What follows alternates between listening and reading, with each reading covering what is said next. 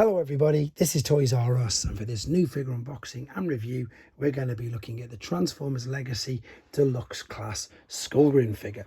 So what we're going to do with this video, we're going to unbox him live in a second, have a look at the entire contents of the packaging, and then going to have a detailed look at him in both of his modes to help you decide how you want to display him.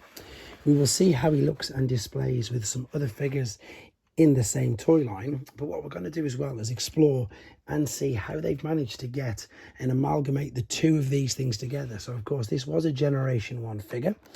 I've just realized these might come out. Yep, they will. Perfect. But yeah, this is a generation 1 figure, and what we've got is we've got the shell, we've got the inner robot, and we've got the original alternate mode. And what they've managed to do, as I say, is bring all these together into just one bot. So it's going to be really interesting to see exactly how they've done that. So two things before we open the box. One is have a look at the brilliant artwork on the front. So because we've got robot mode there, that should have been held in place, to be honest, and that's why that was around it. And there of course is alternate mode. Then on the side we've got a full bot there and a zoom in on his face. The other thing I need to do is thank Robot Recruits, which is the online company which I purchased this from, and as you can see they got him out to me nice and safely. You can also see it's going to take 20 steps to transform, and I'm not sure if this works or not, but it might do. Maybe you can scan that and indeed check out the other information on him. Right, let's open this box up and have a look. So yeah, I'm quite intrigued to see this, to be honest. If anybody's watched this channel long enough, and if they've seen my actual original G1 Skullgrin review, which is on here, the Pretenders for me, why can't I find that? There we go. They were, when I was a child, I didn't really appreciate them. Maybe because I thought they were a bit too basic, but now being an adult, I do appreciate the fact that, you know, they managed to get a full robot inside and disguise him. So it was one of the last figures that I actually had as a child. But since then, I've obviously managed to collect a few more, get him back again.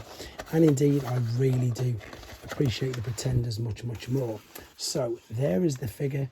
That feels quite heavy, actually. And there's his accessories. So what I need to do is set him free and come straight back to you.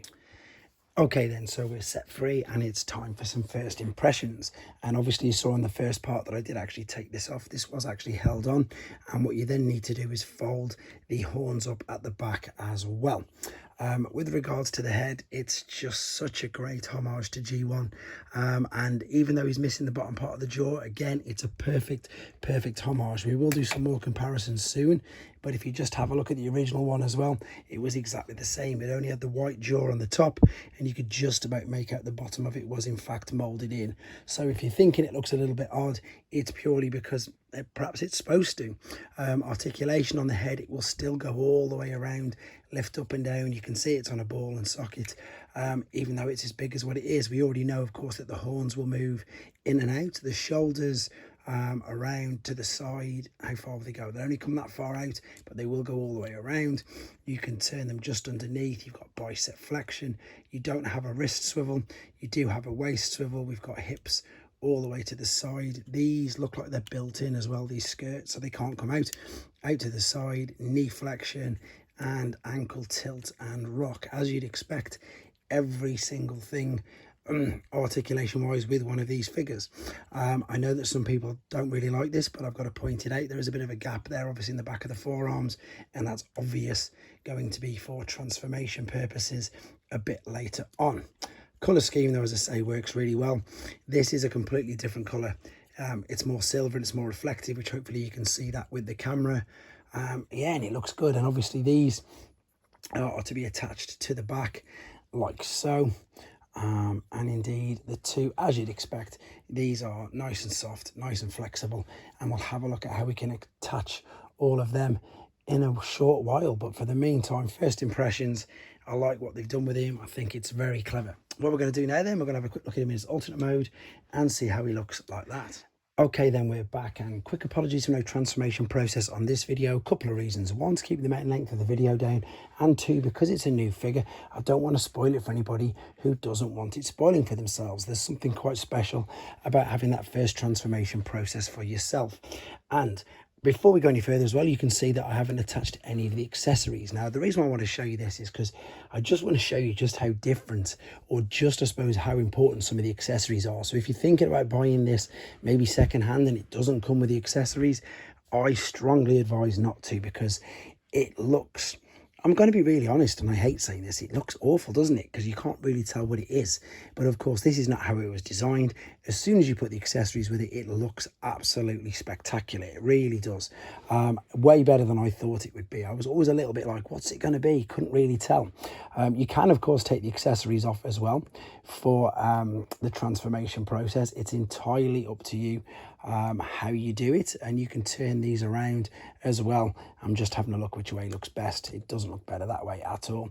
It looks better the way we're supposed to do it, which is the tail part at the back, which you can see there, and then this hole will go on there. Now this also means that this has got full 360-degree rotation, and as you can see, these move independently. Now of course you could attach these to the side if you wanted to, but you want to be covering up what we've got here. So once we pop these blades in on the side, you can even tab it on the side like that as well, so it's going to fully fit and stay in position. So what I did was, see there's a tab there, see there's a cutout there, you can line these up. So I suppose that's also going to help if you're unsure of which one to put it in. If you want to put it in all the way at the back, which you can do, it doesn't look as good because you've got this visible hole there. Again, with this alternate mode, I was a little bit I don't want to say, yeah, probably dubious is the best word, because I didn't really know how it would look and how it, again, I suppose how it would display. But with these, it looks loads better. It could be a tank. It could also be a ship as well, because they could be wings if you wanted them to be, because obviously you've got the treads at the back, but nothing at the front. It is a very, very clever, I suppose, as you say, it's like a hybrid, isn't it? Because you've got the shell and this together. So this was what the original little robot turned into. So the inner robot turned into this. And as I say, it's a little bit like that. The blades, if you're wondering where the blades are coming from because the shell had this huge sword. So again, what you've got is super clever. You've got this and this made into that. So I really appreciate I suppose the engineering that went into that, because it is quite a, I would imagine, difficult thing to do. Let's have a proper look at it then before we do some more comparisons in a second. As I've already said, this will rotate all the way around. You can, of course, I mean, look at all these ports. So what we could do, you know what, to be honest, I can take the G1 figure, because these have got 5mm ports, and you, of course, you can collect any of the ports or any of the figures from Legacy and attach the weapons as well. So we can completely Skullgrinify Skullgrin, to be honest. In fact, let's take it even another step forward. So let's take his sword from the shell.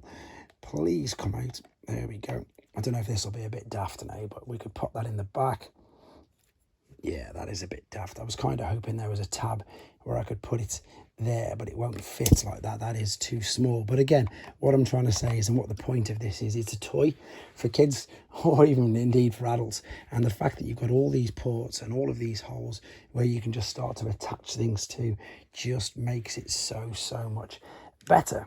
And as I say, it does actually, even to my surprise, stand alone by itself as a good alternate mode. But again, I can't stress enough, you will need the accessories, because otherwise, as you can clearly see, it just doesn't look that great.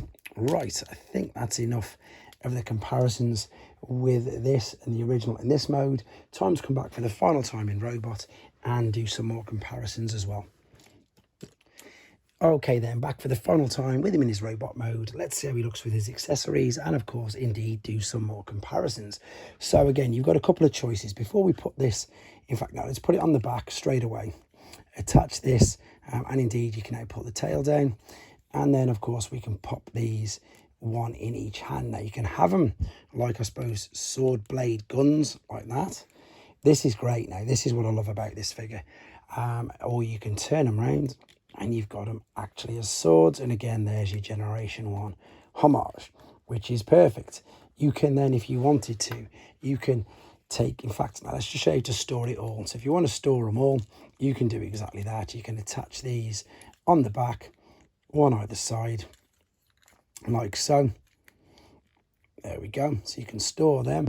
Still doesn't look too bad, to be fair, with all them there. not too bad at all. But let's have some fun then. So let's take everything off. What we can do is we can pop the blades.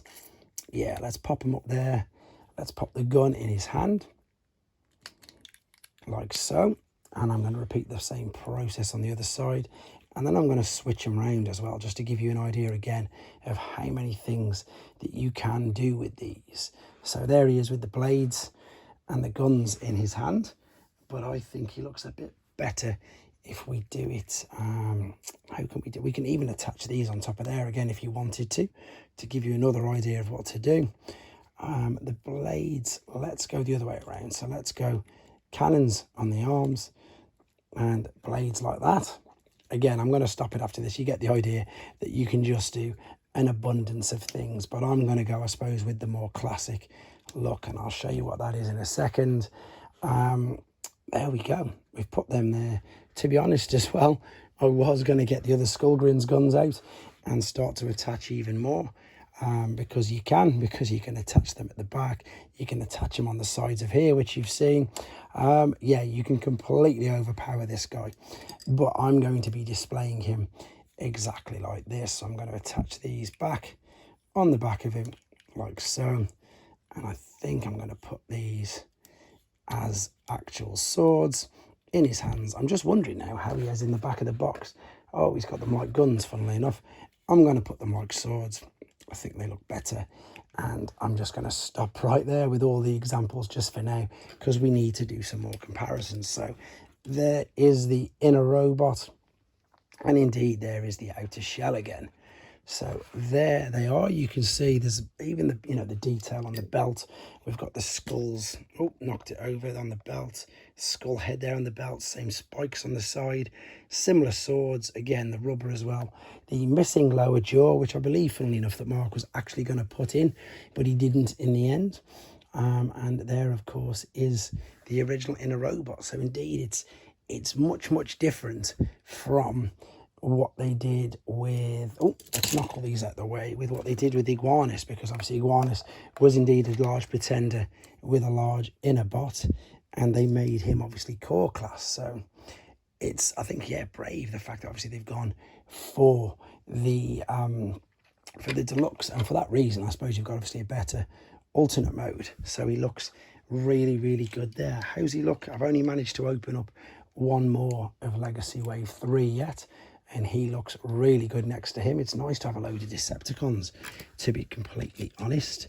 In fact, I've got another one just hanging around here so we can see how he displays with her as well. There's Flame War. She looks great. And indeed, there's not much more to say about this. It's a good figure. It's better than I thought it would be. The alternate mode, again, is better than I thought it would be. But I have to stress, once again, you really will need the accessories to take full advantage of this. I've just realised there's one more thing I haven't done, and that is that. And I suppose that's because, let's be honest, I really didn't like these. And I'm sorry whoever made these, but I really didn't like these. I thought they could have been so much better. It didn't stop me buying them. But let's see if I can take him out and put them all in a line just to finish up the video, because usually you'd obviously have, I don't want to say the worst, because the least inferior, or that you'd have the G1 at the one side and then you'd build it up. So there we go. Is he just going to fit in?